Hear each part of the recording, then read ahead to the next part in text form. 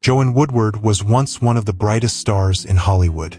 She won an Academy Award before her husband did. She was offered roles other actresses only dreamed about. And for a moment, she was the future of American cinema.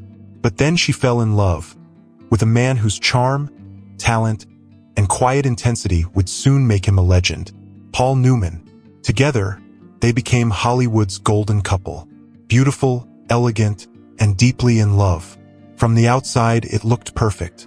A rare story of fame and fidelity. A marriage that outlasted the industry itself.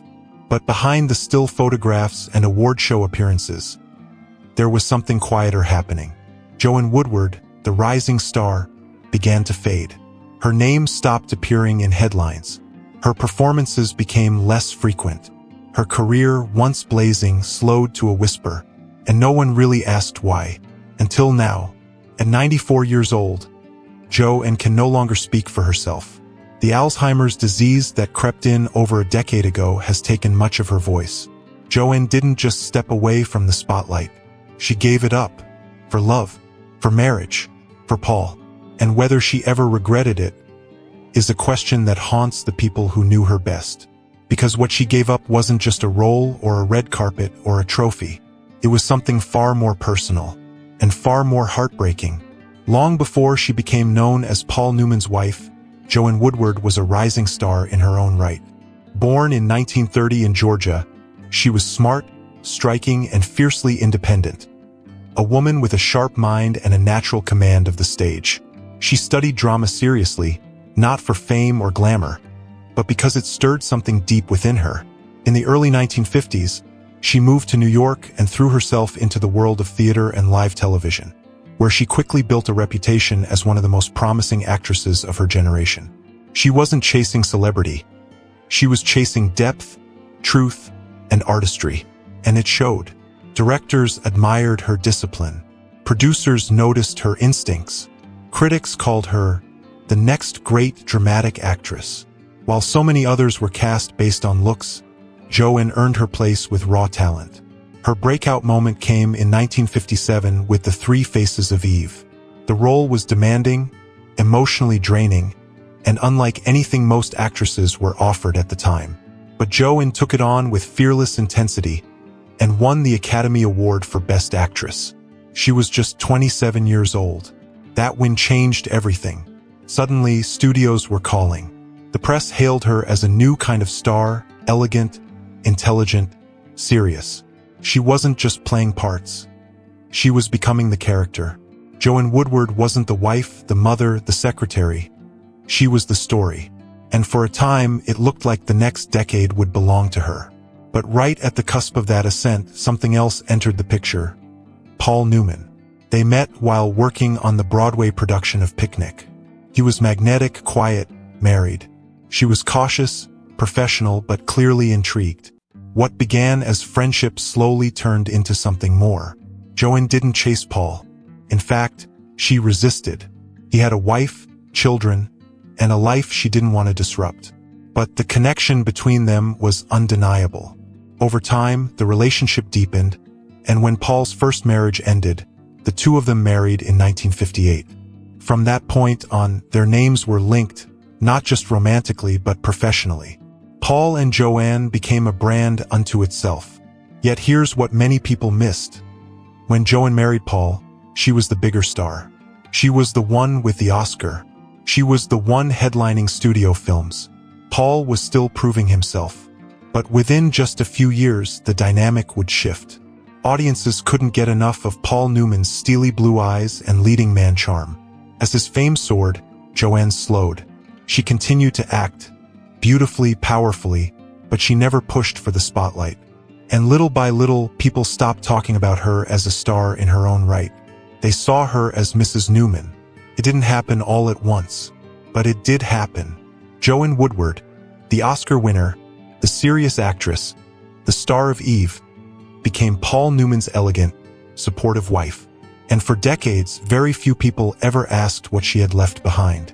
When Joanne Woodward married Paul Newman in 1958, it felt like the world had been handed its favorite fairy tale. Two incredibly gifted actors, impossibly beautiful, deeply in love. It was the kind of story Hollywood rarely delivers off-screen. And to most observers, that's exactly what it was. A real-life romance that somehow escaped scandal, ego, and the inevitable unraveling so many famous couples endured. But beneath the fairy tale was a quieter truth. One that didn't make headlines, but one that shaped the rest of Joanne's life. Becoming Mrs. Newman wasn't just a personal shift, it was a professional one. The moment their lives intertwined, so did their careers. And almost immediately, Paul began to outpace her. In part, it was timing. His breakout roles came quickly, one after the next: The Hustler, Hud, Cool Hand Luke, each cementing his place as one of the most magnetic leading men in Hollywood. Audiences adored him. Studios banked on him. He became a household name. And Joanne? She didn't fight for the spotlight. She never chased celebrity the way some did. But it wasn't because she lacked ambition. It was because she made a choice. She chose to step back, to support, to be present in a way most Hollywood wives never were. She focused on their home in Connecticut, far from the buzz of Los Angeles. She raised their children, guarded their privacy, created stability.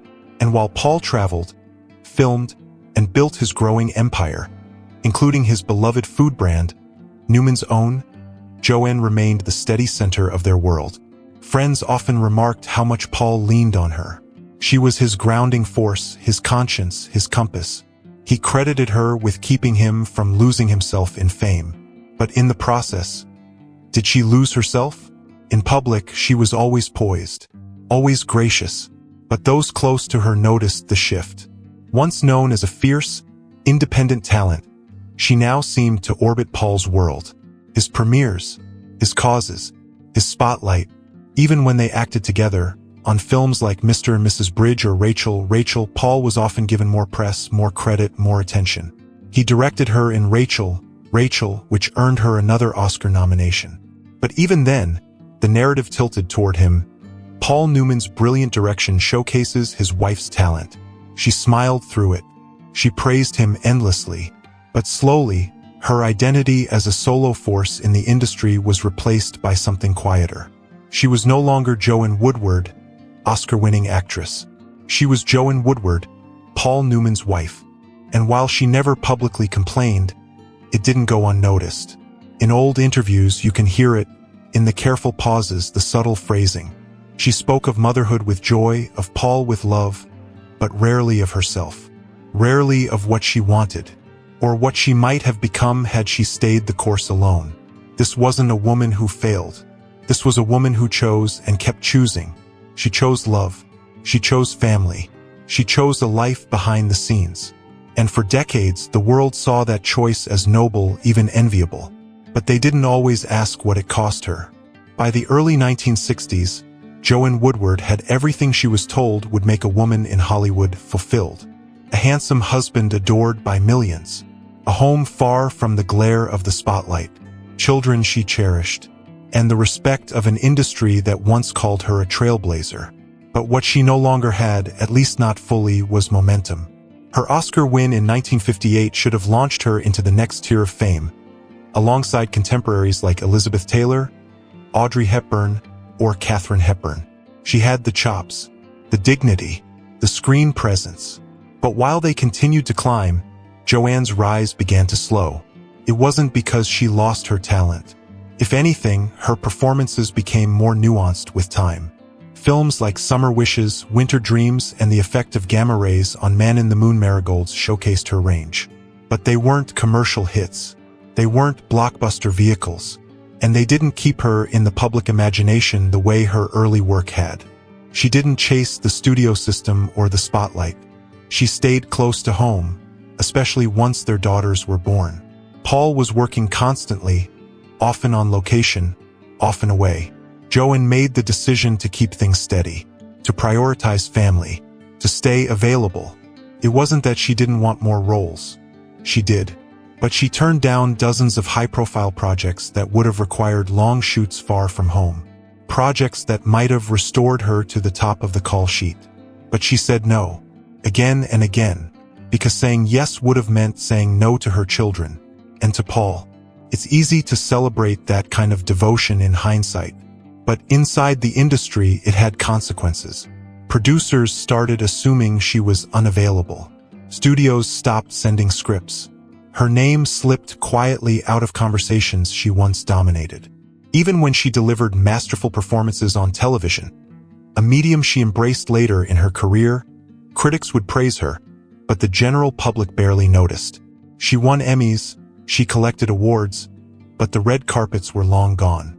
She had gone from being the next great actress of her generation to a respected veteran working mostly out of sight. And there was no scandal, no burnout, no failure, just a choice. She chose to stay home while others traveled. She chose to listen rather than speak up. She chose to dim her light so her family could shine. Years later, when asked about the balance between family and career, she answered carefully. She said she didn't feel robbed of anything, but she did admit that the public saw her only in relation to Paul. And that's what made it so painful, because Joanne didn't disappear. She was still there, creating, acting, feeling, but the spotlight wasn't. Friends who knew her best said she carried that quietly, that she never asked for attention, but sometimes felt the ache of being forgotten by the very industry she once led. And that ache deepened with time. As Paul Newman's legend grew, beloved actor, philanthropist, cultural icon, Joanne's presence in the public story shrank. She never made a fuss, never asked for recognition, never demanded credit. But that silence, it became the most powerful part of her legacy, because the career that could have been was not lost to failure. It was given up. For many years, Paul Newman was quick to credit Joanne Woodward with being his emotional anchor. He once called their marriage his greatest accomplishment. He said she kept him grounded, honest, and focused. Friends noticed it too. How he looked to her when the cameras weren't rolling. How she steadied him during difficult seasons. He leaned on her in quiet ways, ways the public never saw. But as his career skyrocketed, as he stepped into the roles of icon, activist, philanthropist, did anyone stop to ask how much she leaned on him? In a handful of interviews, Joanne offered glimpses, soft, careful reflections that hinted at what was never said outright. She talked about family, about love, about the joys of motherhood. But when asked about the roles she didn't take, or the career that drifted quietly out of reach, she'd often pause. She never framed it as regret. She chose her words with intention. But the subtext was there, that she had made sacrifices, that she had not always been seen, that her love for Paul, while deep and real, had asked something of her that no one else could quite name. And that question, was it worth it? Isn't one she ever answered directly. But those close to her carried their own version of it. They saw the woman who stayed home while Paul juggled film sets and racing circuits. They saw the artist who quietly set aside her ambition to nurture her husband's growing fame. They saw the actress who won an Oscar in her 20s, and then watched the industry forget. There's no denying they had a beautiful love story. They were married for 50 years. They raised children, built a charitable legacy, and kept their private lives relatively intact in an industry that devours relationships. But even great love can carry a cost. Because what happens when one person's star burns so brightly that the other is cast in shadow? Joanne wasn't bitter. There are no stories of resentment or public friction. But in the rare moments when she was the focus, there was a noticeable tension between who she once was and what the world allowed her to be. She never asked for recognition.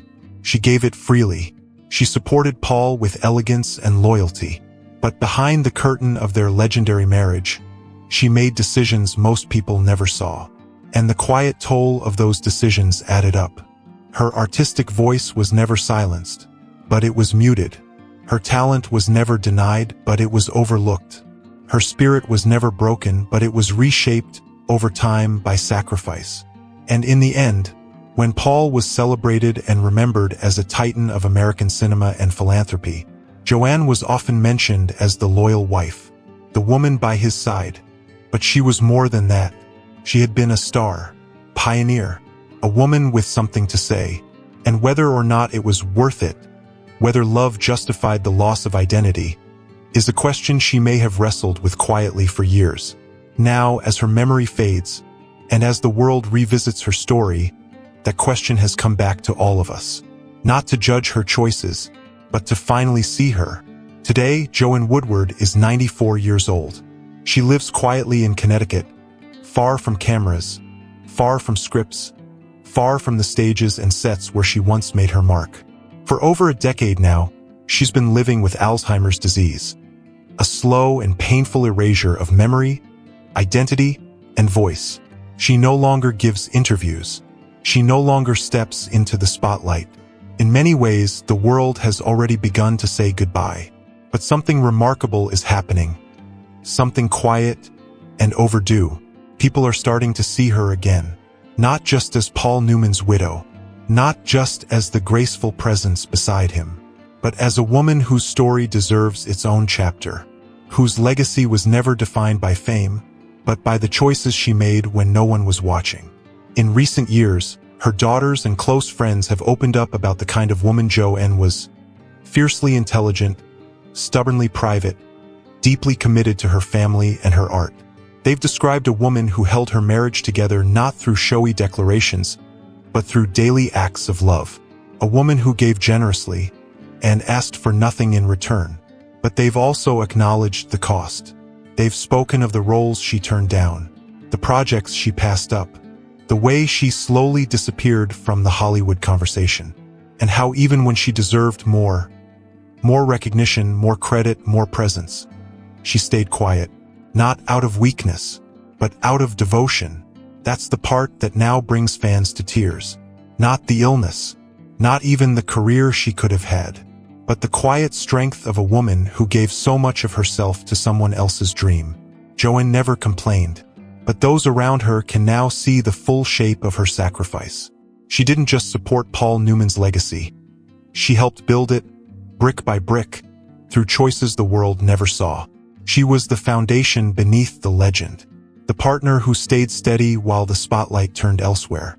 And now, as tributes surface and retrospectives revisit her life, fans are discovering something profound, that Joanne Woodward didn't fade into the background. She chose to be there, and in that choice, she left behind something quietly heroic. Because not every sacrifice ends in applause. Not every great love story is told in full. And not every loss comes from failure. Some are made silently out of love. At 94, Joanne may not remember the headlines. She may not remember the applause.